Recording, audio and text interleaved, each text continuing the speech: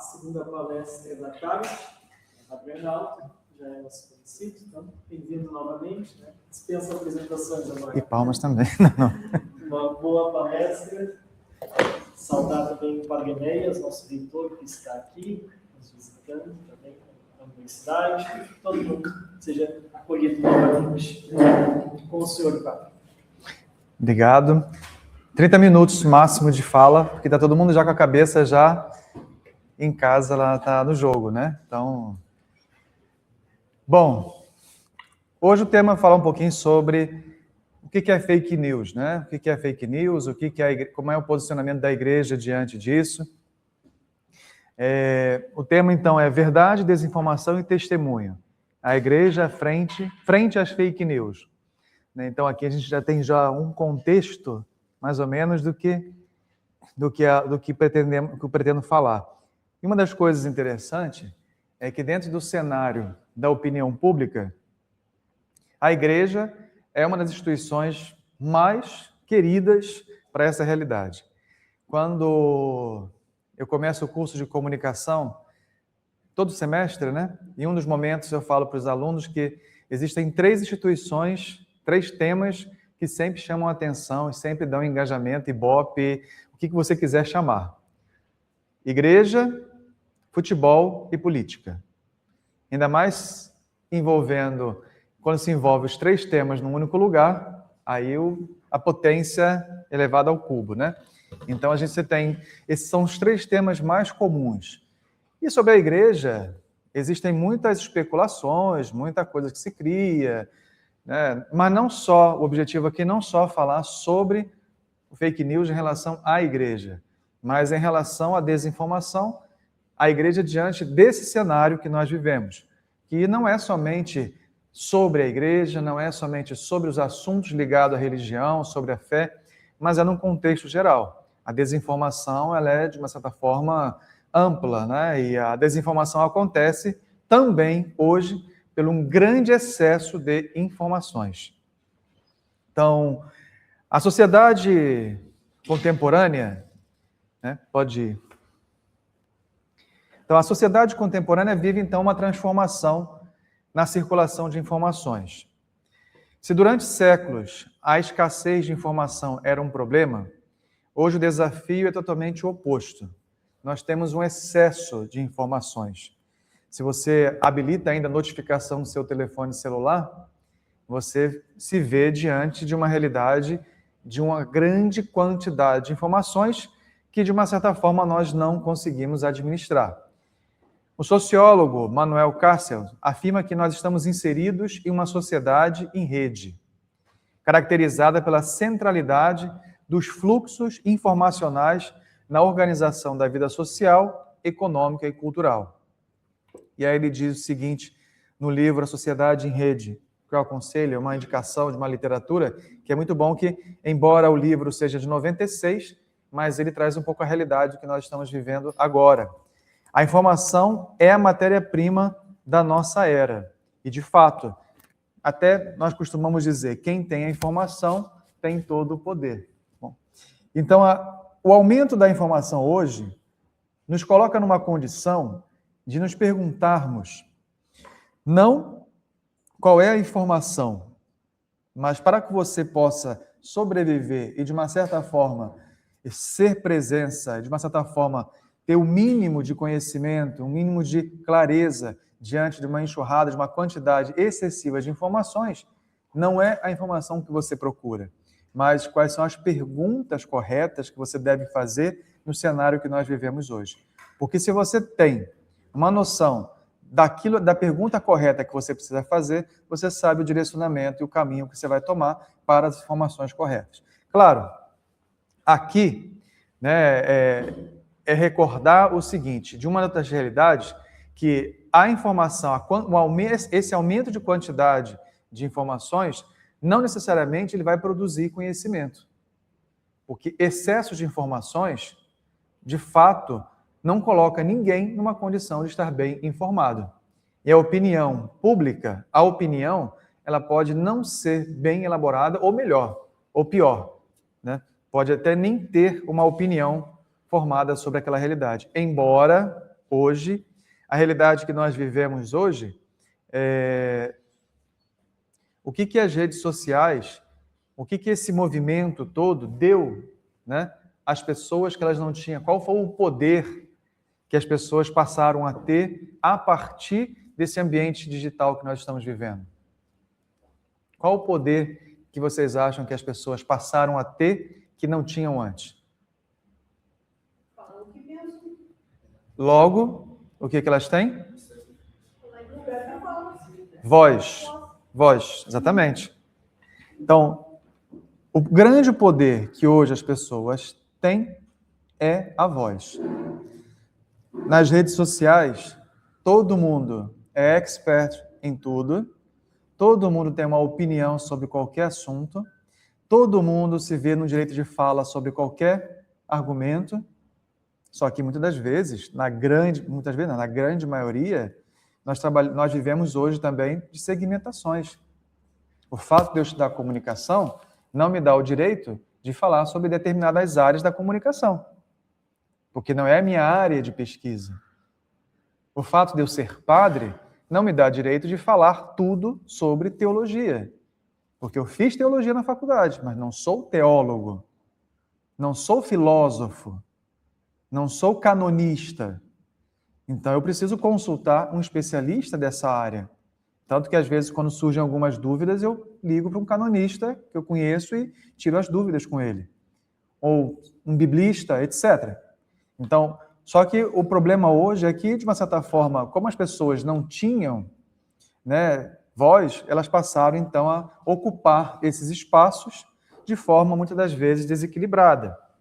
E é claro que aqui, obviamente, que aqui tem um dos grandes problemas é que uma pessoa pode se tornar, a partir desse movimento, uma pessoa de relevância a ponto de substituir transferência de autoridade de uma pessoa, de uma instituição, para uma pessoa, né?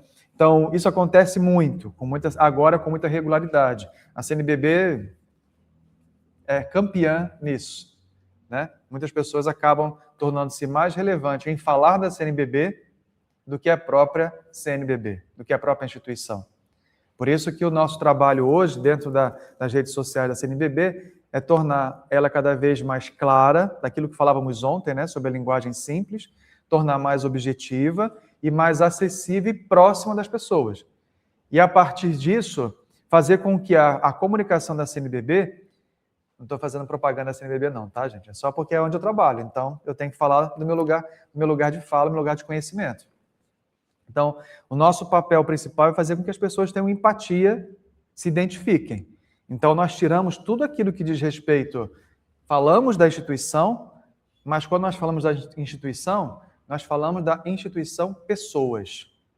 Então, você fala dos bispos, você fala das pessoas, você fala dos movimentos, você fala das pessoas, você põe pessoas, porque, o que eu falei para vocês ontem? Ninguém se identifica com prédios.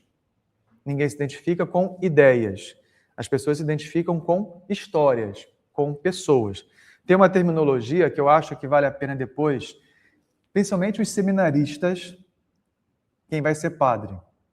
Chama-se storytelling. É a arte de contar histórias. São narrativas. Existem técnicas para isso. Não é que agora a gente vai usar técnica para fazer homilia. Se não tiver essa técnica, não vai fazer uma boa homilia. Até porque uma homilia, ela nasce de uma boa homilia sai de dois lugares. Preparação e também identificação com o que você vai falar, né? Então, storytelling significa a arte de contar história. As pessoas hoje, elas se identificam com histórias. Quem conta a melhor história, quem tem a melhor narrativa, cria credibilidade. Não foi assim com Jesus Cristo? Jesus Cristo, quando falava com os apóstolos, explicava tudo, mas para o povo, ele falava em parábolas, contava história para essas pessoas. Depois ele traduzia, mas para criar essa identificação, essa pertença com ele, Jesus contava também história, que é exatamente isso que nós precisamos aprender. Depois eu até pesquisem depois lá o conceito de storytelling, sobretudo, bom, quem quiser, né? Mas, de modo especial, quem vai precisar usar bastante a fala. E aí, Romano Guardini fala que o problema fundamental da técnica não está na máquina, mas no homem que a utiliza. Jesus afirma: conhecereis a verdade e a verdade vos libertará. A liberdade humana está vinculada à capacidade de conhecer também a sua realidade. E aí, de fato, porque quando pensamos naquilo que nosso trabalho, principalmente enquanto igreja, enquanto a Igreja Católica, fazer com que as pessoas cada vez mais cheguem o mais próximo possível da verdade, para que, de fato, se tornem livres e não dependentes de mensagens manipuladas. Então, pode passar? Então, o que são fake news? O fenômeno das fake news é apenas uma manifestação contemporânea de um problema muito mais antigo, a manipulação da verdade. Desde a criação do mundo, o demônio já tenta manipular há muito tempo, né? Então, não é um conceito recente. É a mesma coisa falar do homem técnico. O homem técnico não é o homem que utiliza a tecnologia hoje. Se a gente lembra que foi falado ontem e hoje, o homem técnico é aquele que participa da criação de Deus. Então, já desde a criação, o homem já participa dessa, ele já é o homem técnicos, né? Homotécnicos. Então, a fake news, a mentira, já começa lá no Éden. Come a maçã. Você vai comer a maçã, você vai ter o conhecimento da verdade. O homem come a maçã e tudo aconteceu, né? E aí, então, quando a gente pensa nas fake news, uma pesquisadora, Claire Warder, propõe abandonar a expressão fake news e utilizar a categoria mais ampla de desordem informacional. O termo fake news é inadequado porque descreve apenas uma parte do problema. E, de fato, quando nós falamos fake news, nós muitas das vezes entendemos apenas de mentira, algo que não é verdadeiro, algo que não é real. Só que nós podemos categorizar em 3 fases, né? Não somente aquilo que não é real, mas também existe, então, a primeira palavra, pode ir, passar? Pode ir. Então, primeiro, misinformation. Primeira coisa é informação incorreta, compartilhada sem intenção de causar dano. Quantas pessoas simplesmente repostam ou simplesmente transmitem, reenviam mensagens de WhatsApp sem sequer verificar se a informação é verdadeira, né? Vamos pensar as nossas senhorinhas, nossos senhorzinhos, às vezes que recebem nos grupos de WhatsApp da paróquia, ou de uma colega, de um colega e tal, assim, até mesmo a gente recebe às vezes sem consultar se aquilo é fato, né? Então, simplesmente retransmite. Ou seja, a pessoa acredita que a informação é verdadeira e repassa mesmo com a boa fé. O objetivo é informar, mas só que a informação está exatamente incorreta porque não é real. Ou está muito bem, aquilo que não é real está muito bem elaborado, né? Então, exemplo, compartilhar uma notícia falsa sobre um tratamento médico, acreditando estar ajudando outras pessoas, repassar uma mensagem de WhatsApp. Então, a palavra-chave aqui é o erro. Não o propósito de manipular, mas é o erro, de fato, a ignorância de transmitir sem conhecimento de fato se aquilo é verdadeiro. Eu lembro que a primeira fake news que saiu sobre o Papa Francisco, né, e desse período que nós estamos vivendo, é que o Papa teria dito que Deus era como uma cebola. À medida que você vai escamando, você vai tirando, né, você vai descobrindo o interior dali. Ou seja, aí eu fiz a interpretação na época, nossa, Deus deve ser muito triste, porque quanto mais você escama, mais você chora, né? Então, conhecer a Deus é um sofrimento. Então essa foi a primeira fake news que depois foi corrigida na época no site do Vatican News, que o Papa não teria dito nada daquilo ali, mas era a primeira, porque inclusive na época um hacker entrou no site do Vatican News e fez essa matéria e colocou lá. Ali, naquele dia, eu lembro que foi alguns anos atrás, logo no início do Papa Francisco, Eu lembro que aqui o objetivo do hacker na época era mostrar que o site do Vaticano era totalmente vulnerável. Então, foi uma prova, né? Então, a primeira coisa, então, misinformation, a informação incorreta. Depois, disinformation, informação falsa, criada ou compartilhada deliberadamente para enganar, manipular ou causar dano. Então, existe a intenção consciente de produzir ou espalhar mentira. E não sejam ingênuos que isso não aconteça dentro da igreja, tá? Acontece com muita regularidade dentro das páginas também de pessoas ligadas à igreja. Por quê? O objetivo aqui não é só o erro, mas o objetivo também, o erro não está só em divulgar notícia falsa. O objetivo do erro também aqui é criar engajamento. E aí, quando você tem a mentalidade de criar o engajamento simplesmente nas redes sociais, você então é adepto e você também adere a qualquer tipo de iniciativa que simplesmente cause, vamos dizer, uma reação. Lembra que eu disse, né, que as redes sociais, elas funcionam a partir da passionalidade. Então, a passionalidade é emoção. Quanto mais emoção, quanto mais raiva, quanto mais euforia, quanto mais tristeza, quanto mais reações emotivas, mais a rede social ela funciona de verdade. Então, o engajamento vem essa busca exatamente de criar esses ambientes. Então, exemplos. Criar uma notícia falsa para prejudicar um candidato durante uma eleição, que é o que nós vamos ver muito esse ano. Muito. Cada vez mais. E agora, cada vez mais com a evolução da inteligência artificial na criação de voz, na criação de filmes, de vídeos, de imagens, de rostos e tal, você consegue automaticamente pegar o rosto de alguém e você manipular aquilo ali. Então, ter muita atenção. E aqui o nosso papel enquanto igreja é ajudar também as pessoas a compreender que eu sempre oriento, na maioria das pessoas, o seguinte: como se combate fake news? Bom, primeiro, que notícia falsa é crime, né? Você pode denunciar. Segundo, eu sempre oriento as pessoas a sempre pensar o seguinte: bom, tem uma dúvida, algo que foi postado, que é um conteúdo duvidoso, procurar as fontes oficiais. Se não tem na fonte oficial, ou do Vaticano, ou da paróquia, ou da diocese, ou da CNBB, ou da instituição, ou da congregação, que seja, orientar as pessoas a criar a dúvida. Duvide. Se não está ali, pode não ser real ou esperar mais um pouco para ver se vai estar. Então, sempre tem esse critério, né? Então, outro exemplo, produzir um vídeo manipulado para desacreditar uma instituição ou uma pessoa. Então, aqui, o primeiro, a palavra-chave é erro, o segundo, então, já é intencional, é manipulação. Depois, malinformation, informação verdadeira utilizada fora do contexto para causar dano. Aqui eu conto um caso que uma vez aconteceu comigo e com o cardeal, lá no Rio. Eu estava voltando de Aparecida, tinha ido junto com outro padre para poder organizar a romaria da arquidiocese ao Santuário de Aparecida.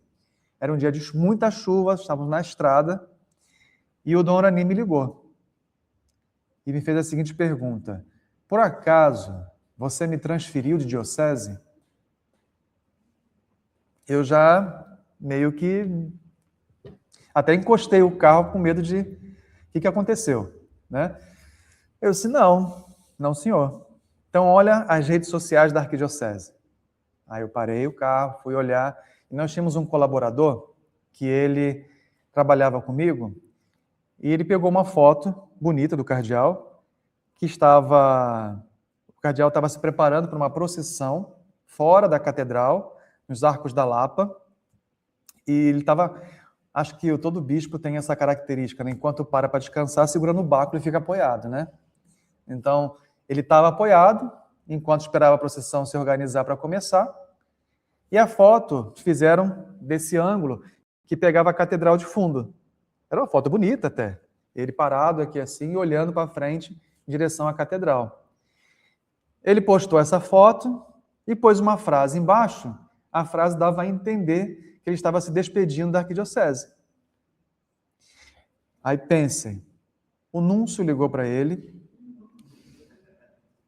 outros bispos ligaram para ele, o clero da arquidiocese querendo saber para onde, o que tinha acontecido, porque do nada o bispo sai, né? Então, a primeira coisa, fez alguma coisa errada, alguma coisa aconteceu. O povo entrando em contato, gente chorando. Então, vejam que aqui, obviamente, não houve a intenção, né, de fazer o erro, de provocar o erro.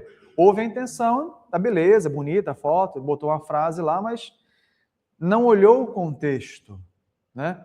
Então, aqui pode criar exatamente uma confusão. Então, são frases, são coisas verdadeiras, ele de fato estava lá, de fato disse aquilo, mas pode-se causar um dano quando, de uma certa forma, propositalmente ou não propositalmente, você pode colocar alguma imagem ou uma frase fora do contexto, fora da realidade. Isso também é fake news. Isso faz parte da fake news. Então, por exemplo, divulgar mensagens privadas para constranger uma pessoa, utilizar uma fotografia verdadeira de anos atrás, como se fosse fato atual. E aí, atenção, sobretudo, nós padres, porque às vezes nós colocamos nossas opiniões, ou qualquer um de nós, colocamos nossa opinião em algum lugar, né? E às vezes aquilo fica guardado. Eu falava para os seminaristas, alguns seminaristas hoje, a internet é igual Roma, é igual a Santa Sé. Ela perdoa, mas ela sempre arquiva. Então, sempre ter essa intenção. Está gravado, né? Então, sempre ter essa atenção, porque hoje eu faço uma postagem, ou hoje eu compartilho algo, mas talvez daqui a um ano, alguns meses, eu não pense mais daquela forma, ou eu me arrependa de ter feito aquilo ali. Só que já era. Uma vez feito, aquilo pode voltar depois, fora do contexto, e criar uma grande confusão. Se alguém quiser te descredibilizar por alguma coisa, ela pode utilizar aquela mensagem, aquilo que você postou. Olha, o padre hoje está falando sobre isso, mas lá atrás, ou o padre disse isso. As pessoas não conferem se aquela imagem é de hoje ou se foi de 10 anos atrás. Nem se o padre tiver mais cabelos pretos do passado, as pessoas não conferem. Então, o fato é que, às vezes, nós precisamos entender que alguma coisa fora do contexto, de fato, é para causar dano. E a gente vai ver muito isso agora nas eleições, como eu falei, né? Publicar dados pessoais para atacar alguém.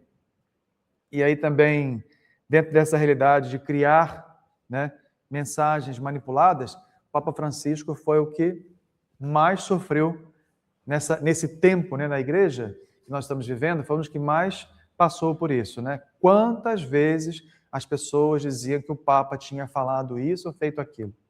Então, ter uma atenção em relação a isso. Até mesmo ele sofreu com fake news quando usaram a imagem dele para fazer com casacos, né?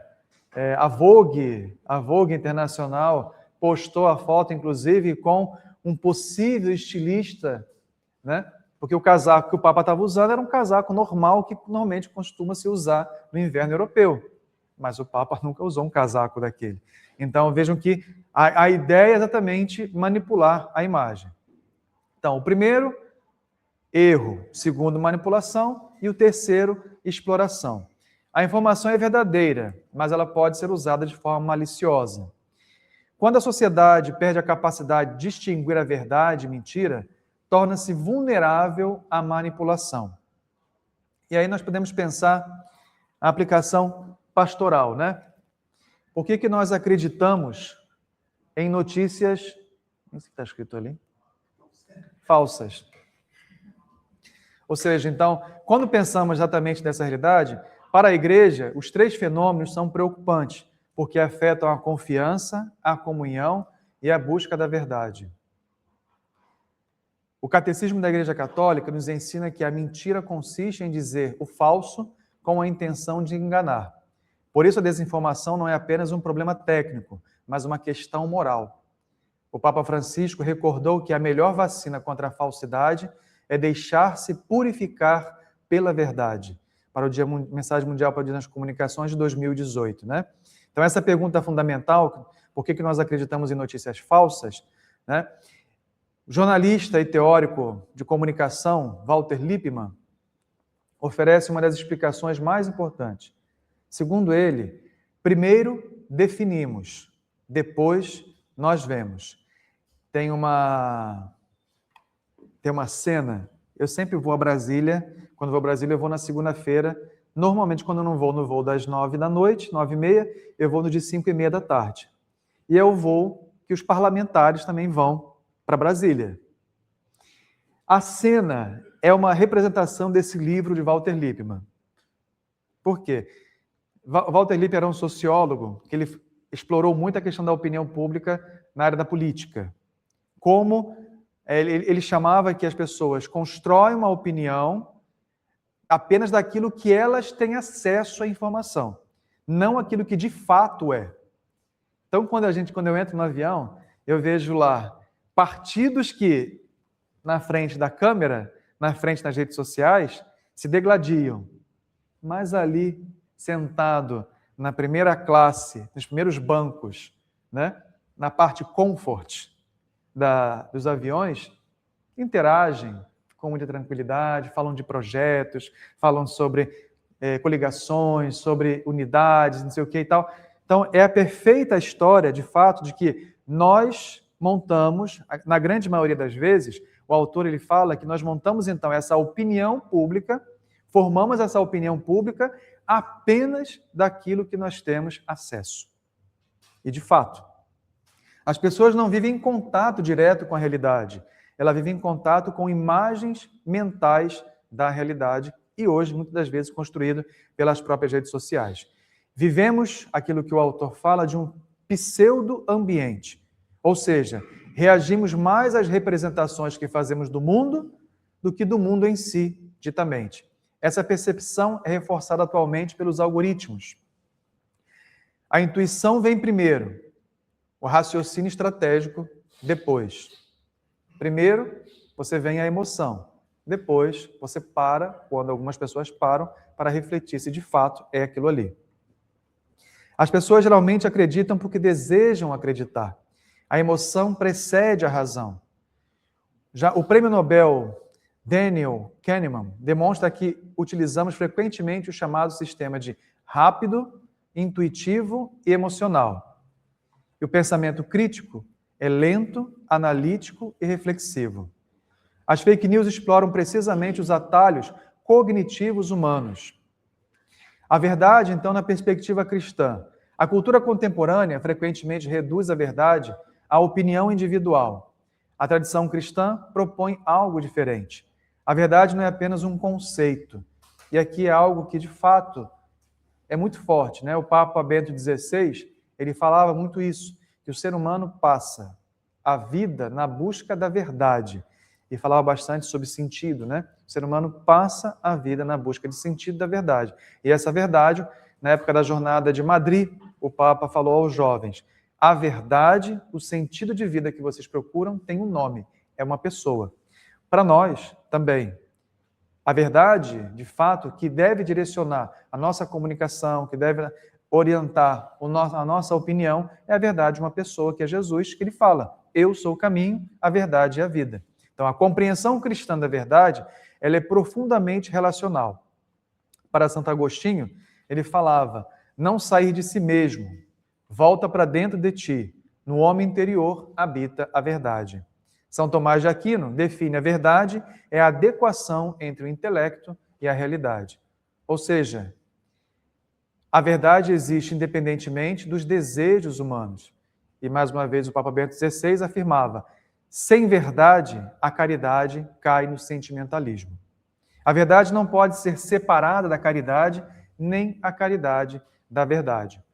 A Igreja sempre reconheceu, então, a importância da comunicação na construção da vida social. O Concílio Vaticano II, no documento Intermirifica, fala: entre as maravilhosas invenções da técnica, destacam-se os meios de comunicação social. Mas alerta para a responsabilidade ética de quem comunica. Em 1971, o documento Communio et Progressio declarou que a comunicação social existe para promover a comunhão entre os homens. O Papa Francisco, no ano 2018, também no Dia Mundial das Comunicações, escreveu: a eficácia das fake news baseia-se na sua capacidade de parecer plausível. E acrescenta: a melhor vacina contra a falsidade é deixar-se purificar de fato pela verdade. Na encíclica Fratelli Tutti, o Papa dizia: as agressões, insultos e desqualificações tornaram-se um estilo de relacionamento nos meios digitais. E, de fato, isso realmente é uma constante dentro do ambiente digital, com tristeza também dentro do ambiente religioso, dentro do ambiente católico. E, às vezes, até mesmo por aqueles que deveriam, talvez, zelar dentro do ambiente digital pela verdade, pelo diálogo, pela tolerância, pela paz e pelo respeito. Quando, repito, quando as redes sociais, a comunicação se torna apenas um lugar para engajamento, as fake news se tornam critérios também de estratégias. Então, atenção em relação a isso. De que forma podemos, então, não de lutar, né, mas sermos atentos em relação a isso? Pode.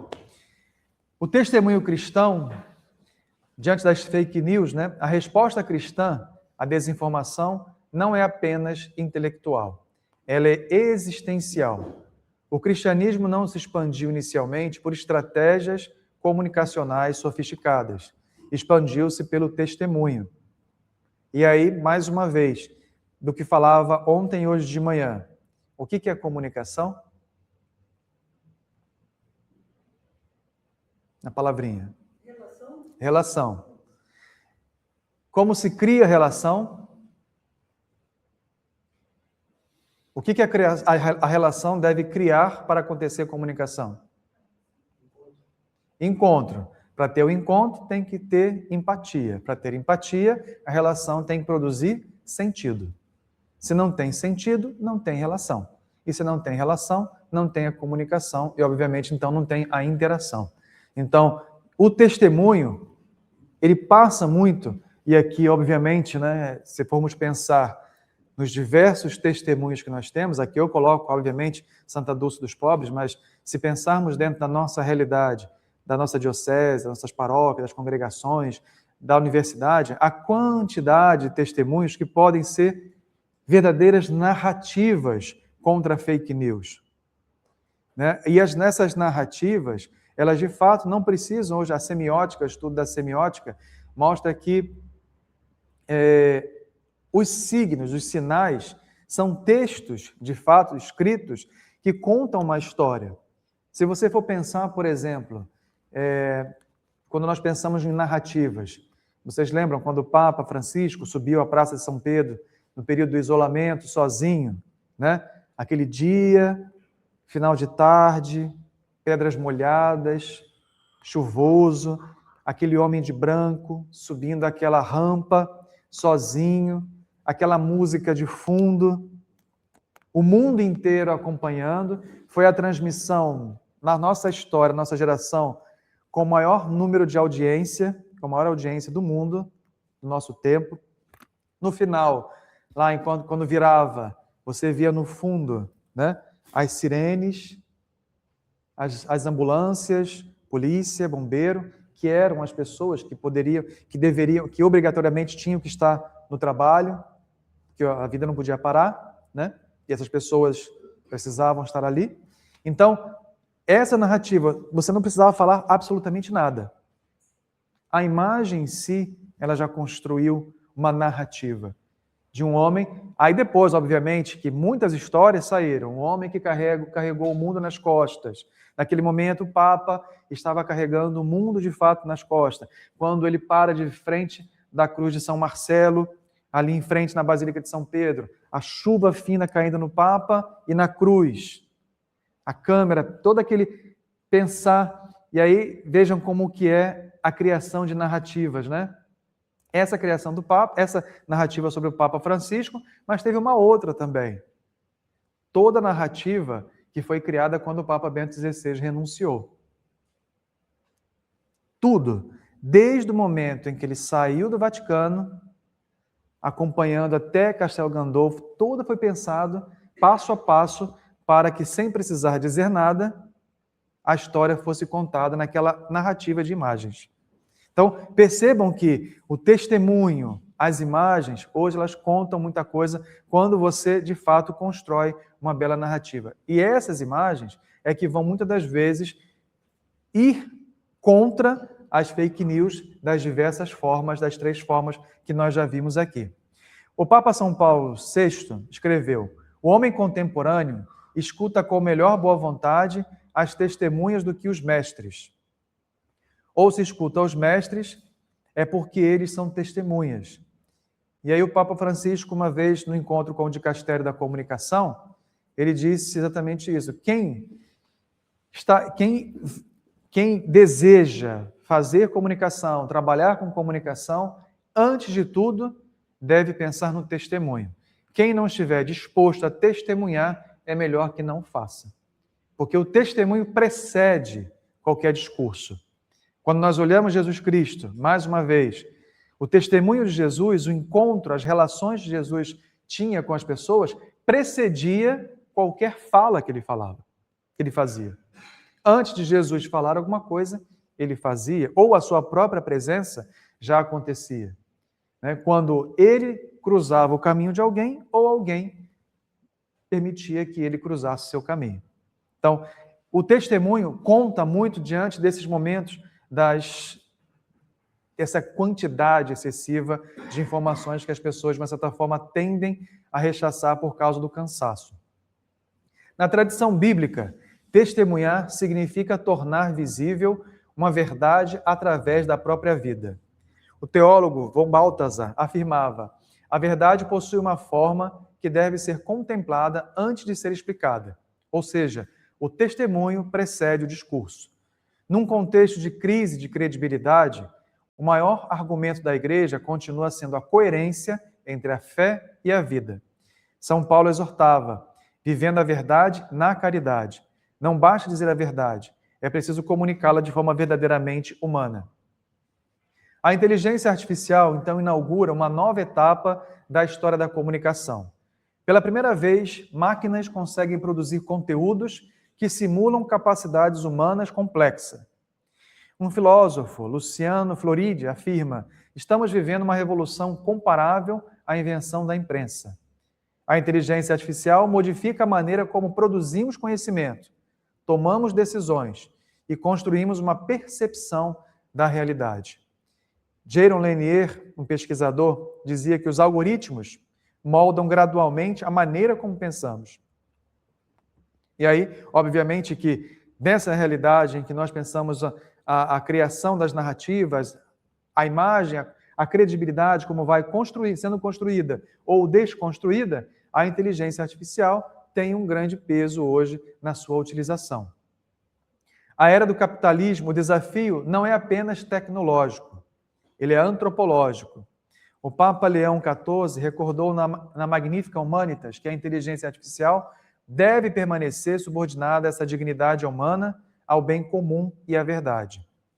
Em sua mensagem para o Dia Mundial das Comunicações, ele insistia de preservar rostos e vozes humanas, porque no final, nenhuma tecnologia substitui a responsabilidade moral de cada pessoa.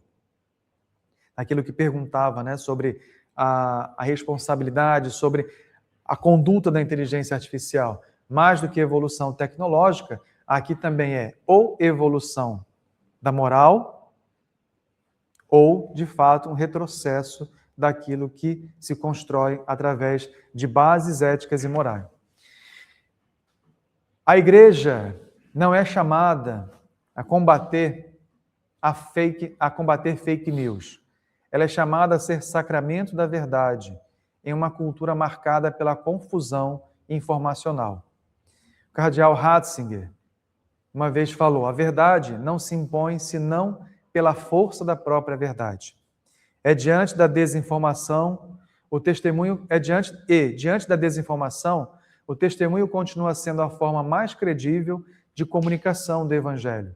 Pensar exatamente daquilo que a Igreja vem ensinando, E a Igreja vem reforçando, de fato, que o testemunho e aquilo que é a palavra da própria igreja, daquilo que o magistério da igreja, por isso, hoje encerrei na parte da manhã, reforçando a importância de lermos cada vez mais os documentos do magistério. Conhecer mais aquilo que a igreja tem falado. Porque os documentos da igreja, mesmo sendo às vezes alguns um pouco extensos, mas são respostas e reflexões para a nossa realidade atual, para as nossas respostas atuais. Mas todo esse processo de construção da credibilidade, todo esse processo de manter a credibilidade, é claro que a verdade sempre prevalecerá, né? A construção da verdade, mas nesse momento de desinformação, a igreja, nós somos chamados, somos convidados a sermos também faróis. Eu conversava com um amigo que eu sempre acho que no Brasil, agnóstico e ateu não é totalmente convicto disso, né? Mas é fruto do contexto. Mas ele se dizia, depois, tá? Essa parte. Vai anotando aí as partes que você precisa cortar. Mas ele dizia o seguinte, ele se considera agnóstico e falava o seguinte: a Igreja Católica, dentro desse ambiente digital, talvez seja a única instituição credível e com grande força para ser um farol dentro desse ambiente de tantas vozes. Porque o que causa desinformação? Se a gente começar todo mundo falar aqui ao mesmo tempo, ninguém vai se ouvir, ninguém vai entender absolutamente nada, e com o tempo, se falarmos cada vez mais alto, nem a própria voz nós conseguiríamos compreender. Nesse ambiente do digital, o que nós vivemos hoje é essa realidade. Muitas vozes, muita informação, algumas verdadeiras, como nós vimos, mas pouco compreensíveis, porque muita gente está falando ao mesmo tempo e nós não estamos sabendo, a grande maioria das pessoas não estão sabendo a quem ouvir.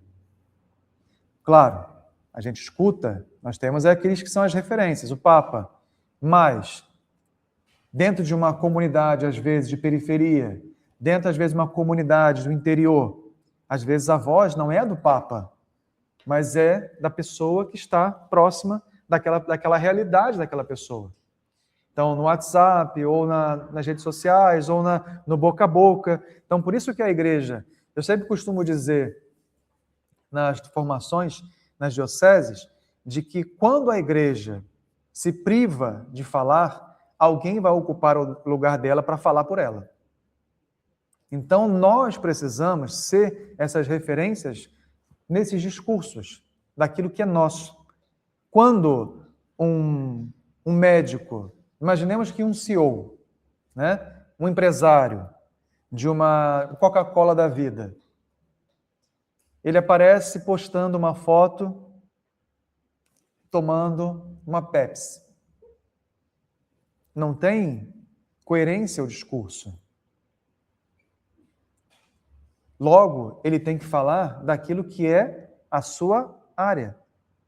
Um médico, imaginemos que quando um médico fala sobre saúde, as pessoas, de fato, desejam que ele fale sobre... Se a gente assiste Drauzio Varela no Fantástico, a gente espera que ele fale sobre o quê? Política? Não, sobre saúde. A mesma coisa somos nós. Se nós somos padres, leigos, irmãs, né, irmãos que estudam teologia, que se aprofundam no tema da ciência e da teologia, as pessoas esperam de nós que tenhamos também informações, verdades, acessibilidade à informação da nossa área.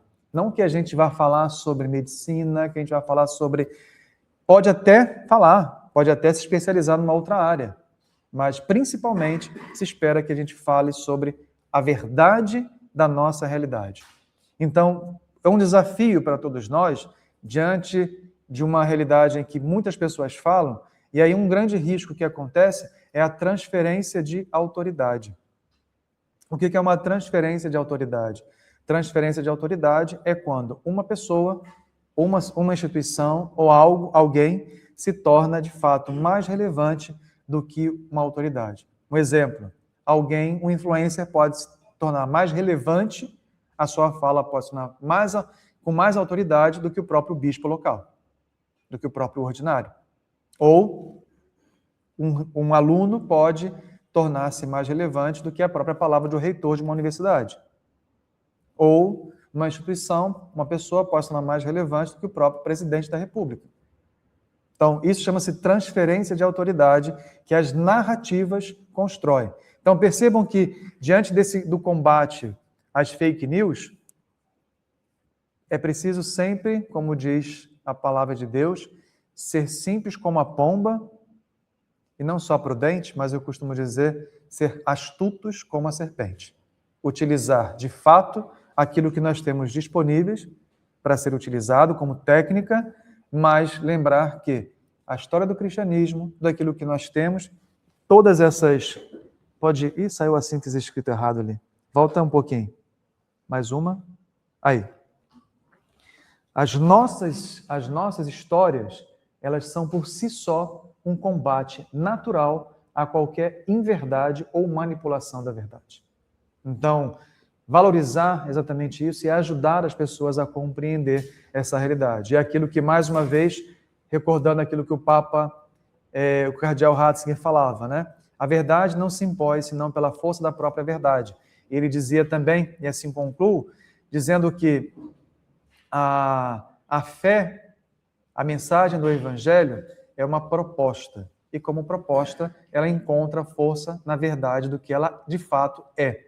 E as narrativas, aquilo que nós colaboramos ou não, é essa força que impulsiona de fato a chegar a tantos lugares, essa verdade que às vezes combate de fato essas manipulações das fake news. Esse é o papel da igreja. O nosso papel é um compromisso com a verdade. E o nosso papel da igreja, frente às fake news, não é simplesmente combater com outras narrativas, mas é combater com a narrativa da verdade, a narrativa do Evangelho. O que o Papa Leão falou sobre a encíclica Magnificat Humanitas, ele fala que a doutrina social é baseada no Evangelho, porque o ser humano também, a centralidade dele é o Evangelho, da sua vida é o Evangelho, é a pessoa, é Cristo. Por isso as nossas narrativas devem também ser baseadas, para combater qualquer fake news, precisa ser exclusivamente a partir daquilo que é o próprio Evangelho, o que é o próprio Cristo.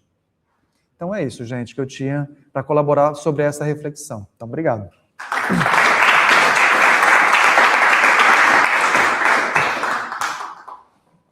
Arnaldo, mais uma vez, muitíssimo obrigado. Certamente, né, nas suas três colocações ficou muito claro para nós essa mudança de época que vivemos, os desafios que temos e as inúmeras possibilidades também que nos são ofertadas.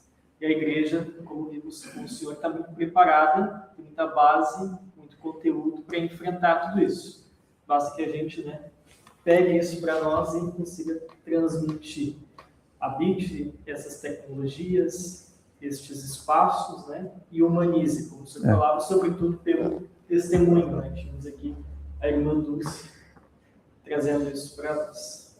Muitíssimo obrigado. Vamos abrir as perguntas, então.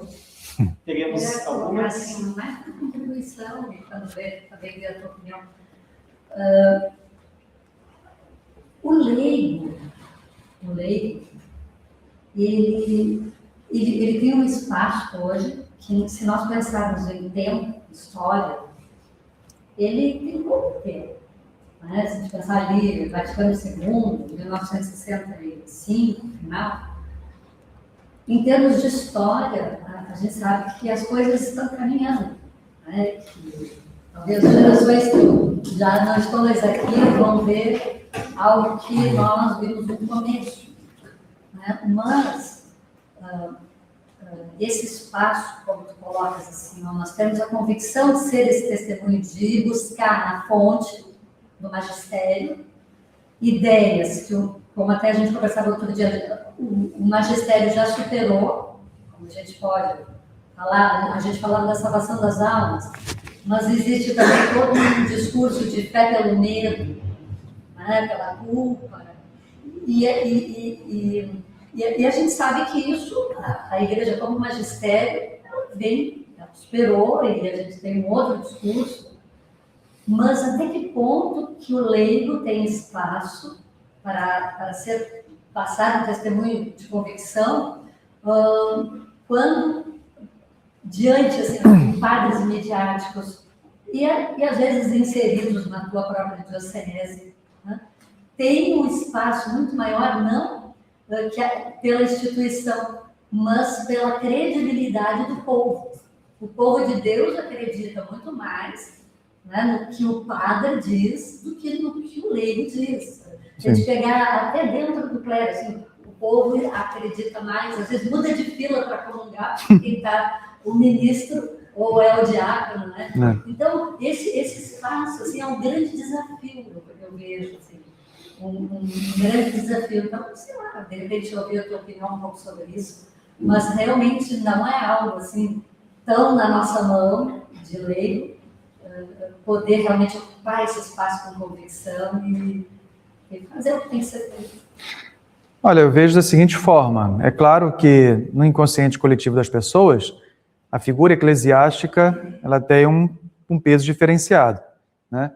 Se você pega um bispo que fala, um padre que fala, eu vou pensar naquilo que é o normal, tá? Naquilo que é harmônico. Se o padre fala lá em consonância com aquilo que a igreja diz, se ele não está expondo a sua opinião pessoal, mas ele está falando de acordo com a igreja, está formando as pessoas, tem um peso maior quando às vezes é um catequista, um leigo que está falando.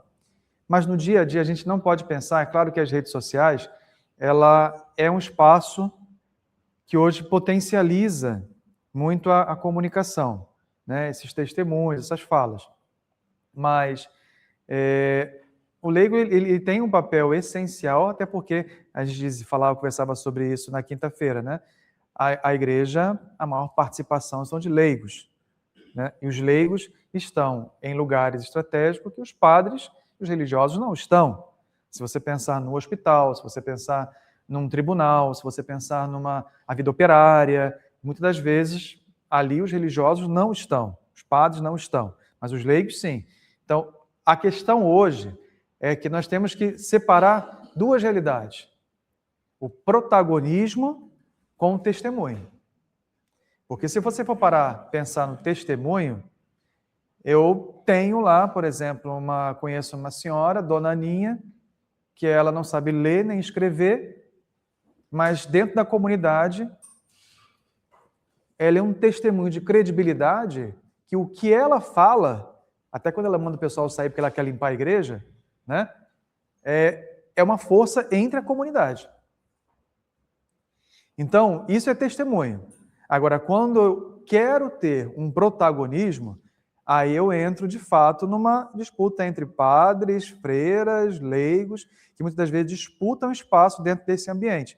O testemunho, ele acontece naturalmente.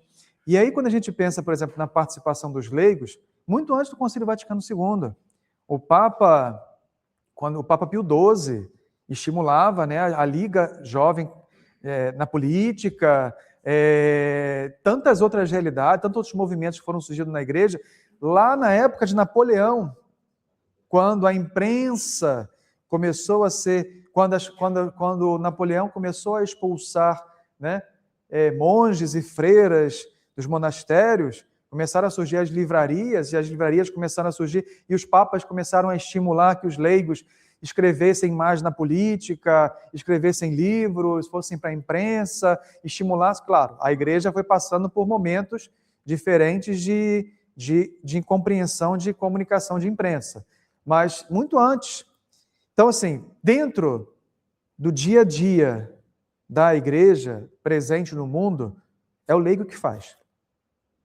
É o leigo que age. Se você pega, por exemplo, o meu dentista, ele é super católico. Essa palavra nem deveria dizer super católico. Ele é católico, né? Então, ele é católico. E quantas vezes ele exerce um sacerdócio ali, quando ele está atendendo um paciente, que às vezes ele já me contou que várias vezes recebe ele foi um dos primeiros a cuidar no Brasil de pessoas com soro positivo, quando ninguém queria cuidar. E ele pegava às vezes as pessoas que, em alguns momentos, chegavam destruídas, porque, vamos lembrar que no início, quando começou a aparecer, não era como nós compreendemos hoje. a pessoa descobrir que tinha HIV, era o momento em que a pessoa, ali a vida dela acabou. E hoje você tem pessoas que vivem até 80, 90 anos, né? Então, mas naquela época, nenhum profissional de saúde queria cuidar. Exato. Então, imagina, esse médico, esse dentista, ele cuidava dessas pessoas gratuitamente. E de forma que, pouco a pouco, ele também ajudava essas pessoas a se reconectar com a esperança, com a luta de vida, e falava em alguns momentos também de Deus, porque ele encontrava pessoas que eram católicas e pessoas que não tinham fé, não tinha nada, mas nesses momentos de dor, a pessoa se apega ao que tem. Então, eu percebo que são nesses momentos uma outra profissional. Não sei se vocês conhecem, a Camila, que é uma jornalista TV Aparecida, uma loira, né? Alguns talvez já tenham até visto. E eu falo para ela que ela é uma lutadora, porque às vezes até contava para os meninos ontem que ela pega um barco, agora ela está como correspondente em Roma, bem diferente, né? Mas ela ia para Manaus para falar, pegavam aquelas voadeiras de 12 horas, aquele barquinho fininho assim, para ir para o meio lá do Marajó para denunciar a escravidão ou a prostituição infantil, correndo risco de vida, primeiro das condições da natureza. Depois, ela me contou uma vez que o barco ficou parado à noite, enguiçou, só ela, o cinegrafista e o cara do barco, no meio do Pantanal. Ela falou que à noite só via aquelas luzinhas no meio do rio, que eram os jacarés, os olhos. Até chegar alguém. Então ela ia para denunciar. E ela falava, ela ganhou prêmio, inclusive, sobre isso, mas essas pessoas, então aí acontece o testemunho, né? É claro que se isso depois é potencializado pelas redes sociais, ganha uma visibilidade muito maior. Mas a ação dela foi uma ação na vida daquelas pessoas ali. Ela cumpriu o papel dela como testemunho ali. E isso acontece como um professor, às vezes, em sala de aula, pensa num professor que, às vezes, tem a vocação clara e exerce essa vocação, às vezes, numa favela, num lugar onde ela pega crianças, às vezes, totalmente destruída pelo contexto familiar, totalmente desestruturado, né? E ela está ali dedicada. Conheço uma pessoa também que montou uma orquestra, uma das maiores orquestras do Brasil, só com jovens das favelas do Rio de Janeiro. E esses jovens vão se apresentar na ONU, na Europa e tal. E, assim, o que elas ganham com isso? A edificação da pessoa, né? A mudança de vida. Então, de fato, as pessoas, elas, muitas das vezes, dão muito ouvidos também àquilo que a figura eclesiástica fala, muito mais, naquilo que é visibilidade, nas redes sociais, né? Mas também tem muitos padres que falam muitas asneiras também. Corta também isso, tá? Tem muita coisa assim, mas eu encaro assim, de fato, que é no dia a dia que essas pessoas, de fato, dão um grande testemunho e mostram, de fato, o rosto da igreja nesses lugares. Eu posso concluir que o senhor está falando que a ação do leigo, ela começa na igreja local e, a partir dali, ela terá a repercussão que tiver, né? Eu considero que o papel do leigo começa onde ele está. Geralmente está no local, né? Então, a igreja local vamos dizer assim, a base de apoio. Mas ele é onde ele está, na família, na profissão, sobretudo na profissão. São José Maria Escrivá. Sim. São José Maria Escrivá falava, né, sobre santificar o trabalho, santificar a vida cotidiana, né? Então, eu acho que é exatamente por aí.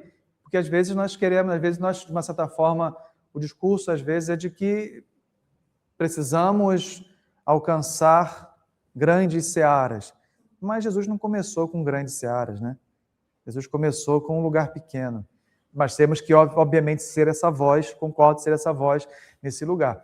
E aí, precisamos cada vez mais ter formação, isso que nós estamos fazendo aqui, preparar mais. E aí, em relação aos padres, às vezes, que falam algumas coisas que precisa ter quem também faça moderação ali, né? Vocês entenderam? Tem mais ali? Aqui.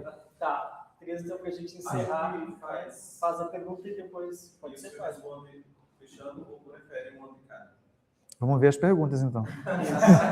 Vamos aqui, pode ser o senhor, depois o Guilherme, depois o Otávio. A minha pergunta talvez seja uma reflexão para mim, mas eu tenho para quem é educador, para quem é padre, seja lá que aqui, nas paróquias assim, né? Porque nós estamos nessa época da desinformação. Muitas vozes não se sabem da verdade. Quando a pessoa lida com o povo que está desinformado, ele está diante de pessoas vitimadas também. Então, para ele não, como é que se diz? Assim, a dificuldade, já é indicado o que fazer, é estar ao lado da verdade do Evangelho. Jesus Cristo é a verdade. Então, aonde que eu estou ancorado para divulgar a mensagem? Aonde que estou ancorado? Na verdade, eu também acabo sendo, de certa forma, levado para essa desinformação que você mencionou. Então, tem essas duas coisas. Aí eu digo para mim, eu como leigo, na minha atividade, eu tenho que ser assim, bom, essa pessoa com quem eu vou falar pode estar sujeita ou ela é vítima de uma desinformação. E como é que eu vou agir com ela? Com paciência. Não existe um outro caminho. A verdade é, como dizia o Papa Bento XVI, é uma proposta, a fé é uma proposta. A verdade também é uma proposta. A adesão da pessoa, você não pode também impor que ela acredite no que você fala. Mas você, na sua sinceridade, baseado naquilo que a igreja diz, você apresenta para ela a verdade. E ter paciência. Não tem outro caminho. Você não pode impor, olha, isso não é fato. Isso aqui, a verdade é essa. Ela tem a liberdade de acolher ou não. Mas isso é gradual, é com paciência. A próxima. Existe no Brasil, né? Eu acho que está terminando, vai ter uma tela. Alguns dizem que é regulamentação, outros dizem que é censura das redes sociais para acabar com as fake news. Qual é a sua opinião sobre isso? É por aí o caminho? A regulamentação ou a censura não abre espaço para conviver hoje. Eu acho que a fake news e censura, então eu censuro ela, amanhã virou outra pessoa, e a gente sabe que a censura hoje ela tem informação e amanhã está prendendo pessoas e depois da manhã está matando pessoas. A gente já viu esse filme, né? Então, a tua opinião, se tu acha que é o caminho para liberar esse se está na regulamentação, se está no processo de estudo no federal? Tem duas opiniões não diferentes uma da outra, né? Uma é que, de fato, a regulamentação, né, a regulação, ela tem que acontecer, ela vai acontecendo mediante a evolução da tecnologia. Assistimos agora, antes de mim, a Lei Geral de Proteção de Dados, né, que foi lá de 2018, que depois entrou em vigor e está funcionando. Né? A sociedade ainda não está adaptada a ela, mas ela está funcionando, já está valendo. Então, à medida que a tecnologia vai evoluindo, também a regulação vai também se solidificando ou se transformando.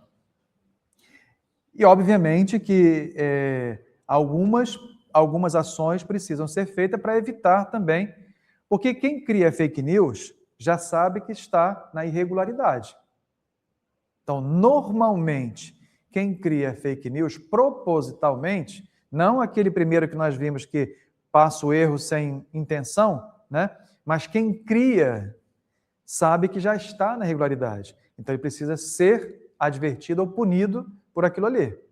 Porque aquilo pode gerar um mal muito maior do que simplesmente uma desinformação.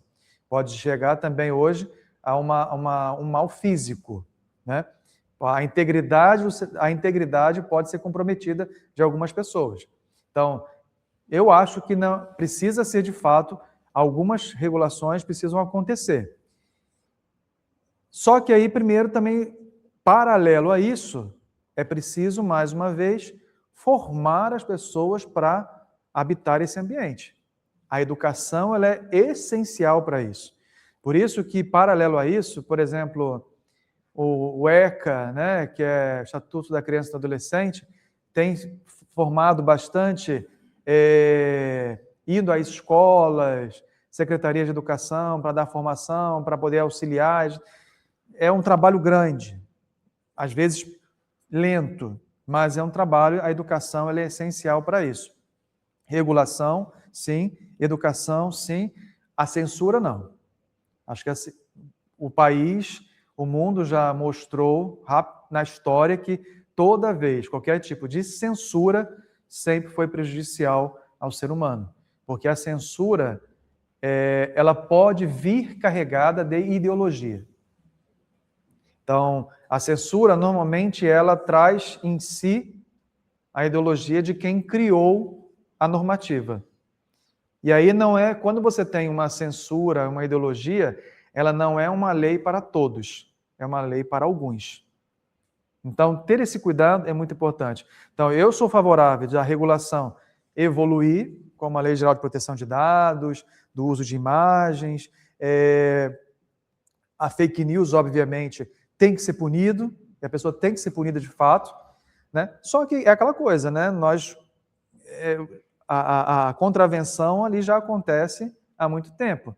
Então, ela precisa ser, às vezes, um pouco mais rigorosa para que isso aconteça. Mas não num caráter de censura, mas tendo a educação e a regulação que seja, de fato, para proteção. E aí a gente volta novamente até a encíclica do Papa, para que a tecnologia esteja a serviço, seja o ser humano seja o beneficiário e tenha a sua dignidade protegida ali dentro, também naquele ambiente. Como a mesma forma que você tem no espaço físico, né, normativas e leis para que protejam as pessoas, né? Você tem lá a lei do trânsito, para que a pessoa tenha um local de passagem quando o carro vem, etc. Então, são normativas que foram criadas de acordo com a necessidade.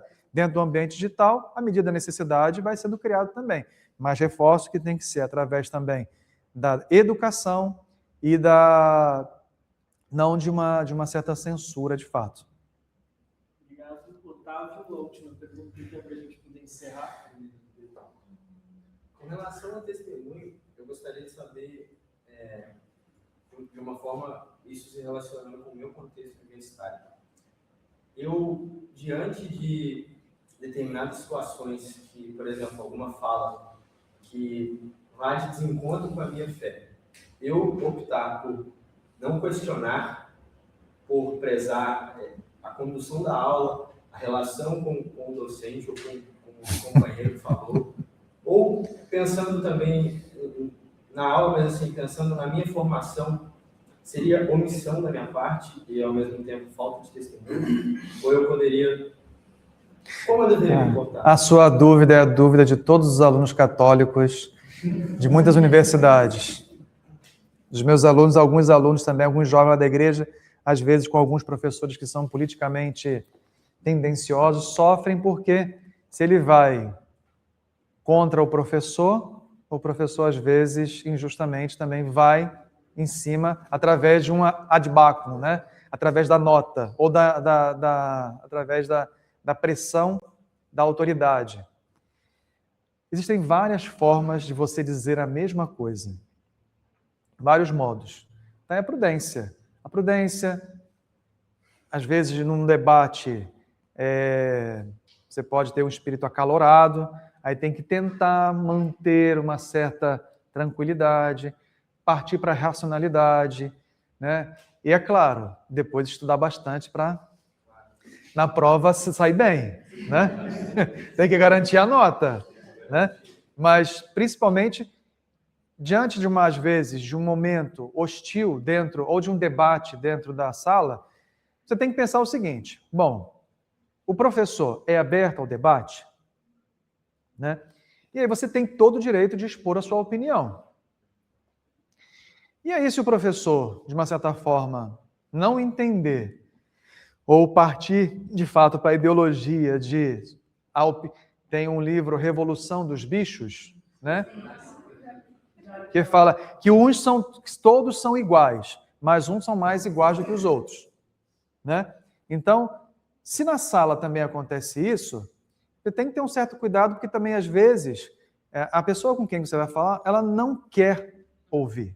Então, você vai gastar o teu latim, às vezes.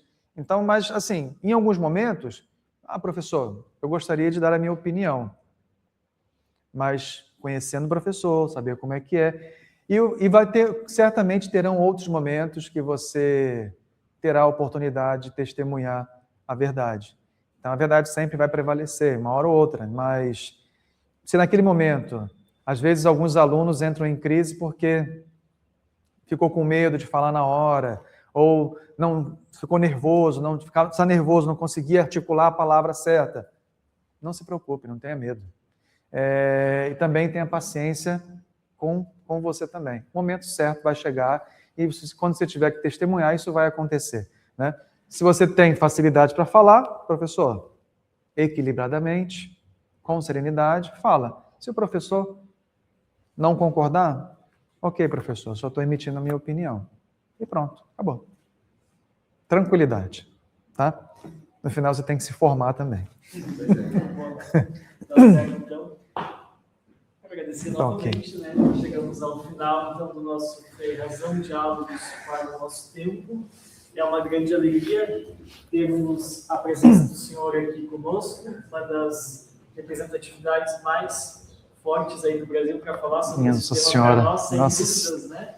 E o senhor tem andado por tantos lugares. Já disse que tem poucos, não é que mais tem poucos.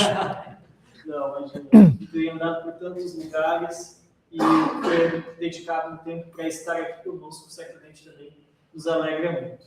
Seja sempre muito bem-vindo à universidade, a Pelotas, né? E obrigado. Uma salva de palmas. Obrigado.